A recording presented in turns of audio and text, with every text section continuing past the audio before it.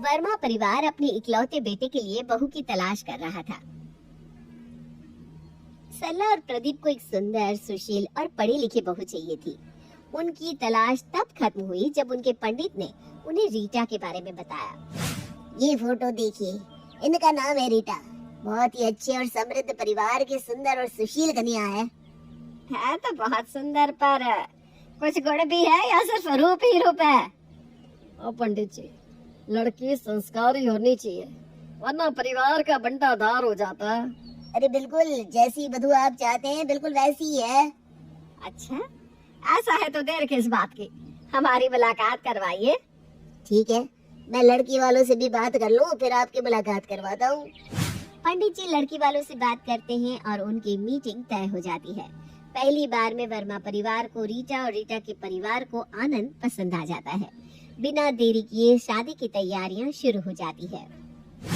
मुझे सब कुछ एकदम परफेक्ट चाहिए। मेरी एंट्री पर दिन सगदादा बजना चाहिए और बीच में कोई बच्चा ना आए, वरना वीडियो खराब हो जाएगी। और कोई एक लड़की हमेशा मेरे साथ रहना, मेरा लुक नहीं बिगड़ना चाहिए। ओफो, शादी से ज्यादा तो तेरा दिखावे पर ध्यान है। इतना परफेक्ट बनने की जरूरत नहीं है बेटा, nothing is perfect. No mummy, ये जिसने भी कहा है गलत कहा है, बिकॉज आई एम परफेक्ट। अच्छा ठीक है, अब इस परफेक्शन के चक्कर में लेट ना हो जाना। चल फटाफट तैयार हो जा। रीटा और आनंद की शादी परफेक्ट तरीके से होती है। आनंद भी बिल्कुल वैसा था जैसा पति रीटा को चाहिए था। अपर मिडिल क्लास, हैंडसम और पोलाइट। वो दोनों ही बहुत खुश थे। मैं बहुत खुश हूँ कि तुम मेरी अर्धांगिनी बनी हो। यस, मैं भी बहुत खुश हूँ। अपनी शादी परफेक्ट थी, सभी गेस्ट बहुत तारीफ कर रहे थे। तुम्हारे घर वालों ने इंतजाम ही ऐसा किया था, तारीफ तो होगी। घर वालों ने नहीं, मैंने। पूरी शादी का मैनेजमेंट मैंने किया था, इसीलिए तो परफेक्ट था। It means you are perfect. Yes, I am. Rita के घर आने पर सब काफी खुश थे। पहला दिन तो बहुत अच्छा गुजरता है। जब अगले दिन पहली रसोई बनाने की बारी आती है तो बहू, अपनी पहली रसोई में क्या बनाओगी, खीर या हलवा? मम्मी जी, मुझे लगता है खीर या हलवे से पहले मुझे किचन बनाना पड़ेगा। क्या? मेरा मतलब है आपका किचन बहुत अजीब सा है। अलग अलग तरह के टाइल्स लगे हुए हैं और उनमें से कुछ निकल भी रहे हैं। अरे चिमनी भी नहीं है।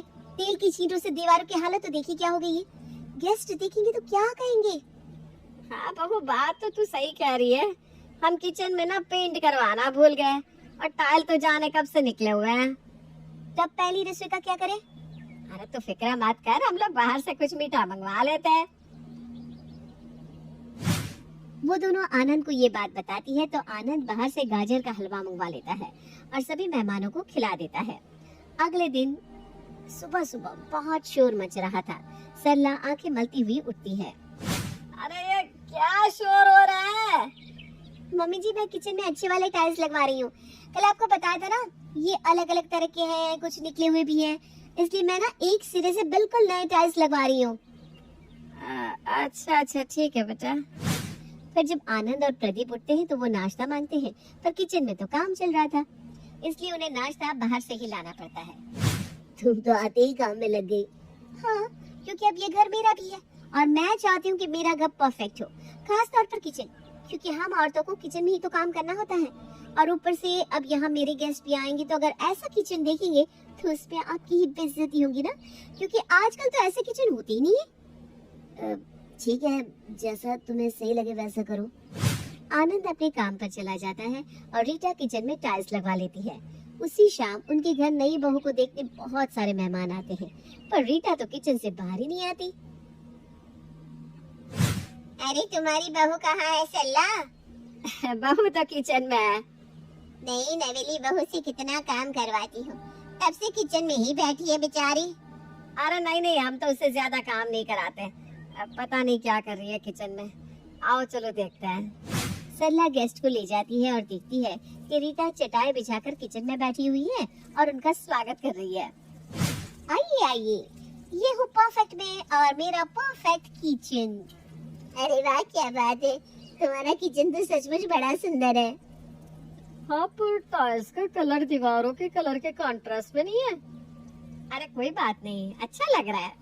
मेरी बहू ने बहुत मेहनत से सब सही किया है। वो लोग रीटा से मिलकर चले जाते हैं, पर रीटा के दिमाग में टाइल्स और दीवार के कलर वाली बात बैठ जाती है।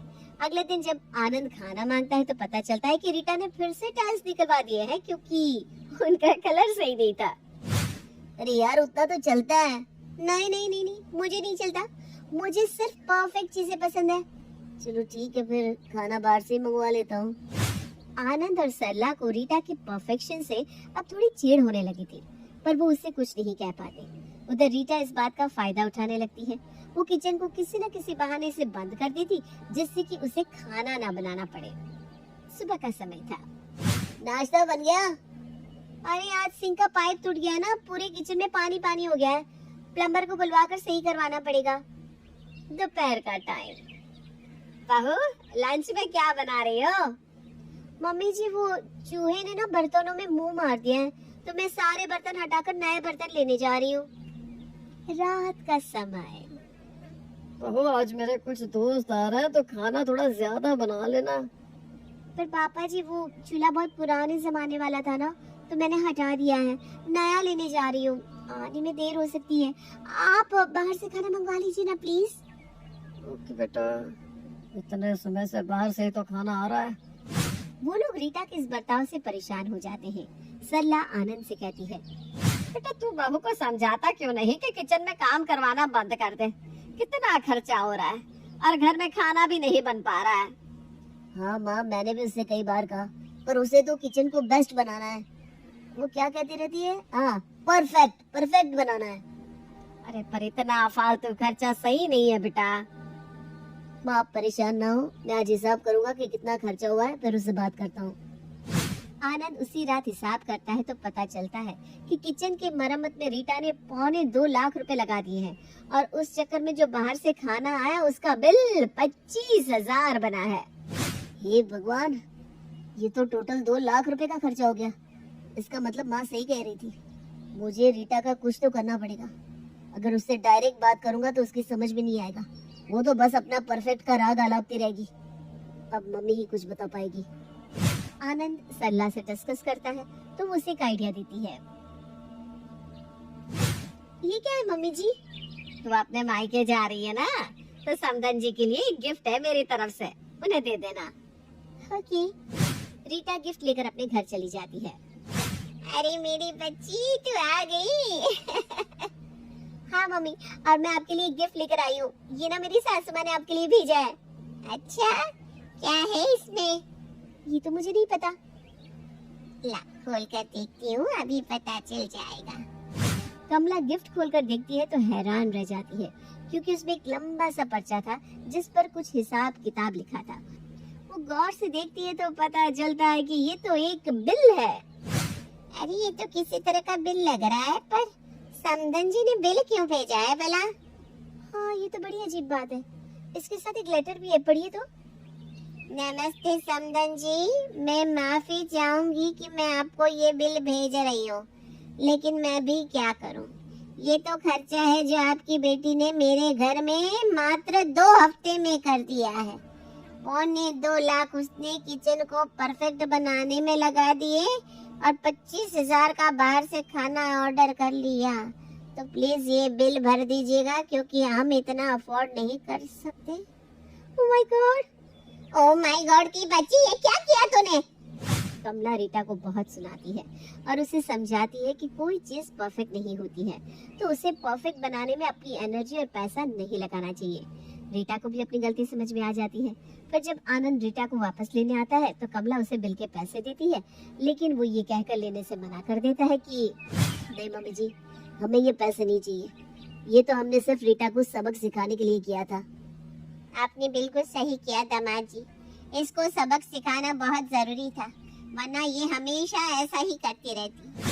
उस दिन के बाद से रीटा कभी भी किसी चीज को परफेक्ट बनाने के लिए फालतू खर्च नहीं करती और आनंद के साथ हमेशा खुश रहती है।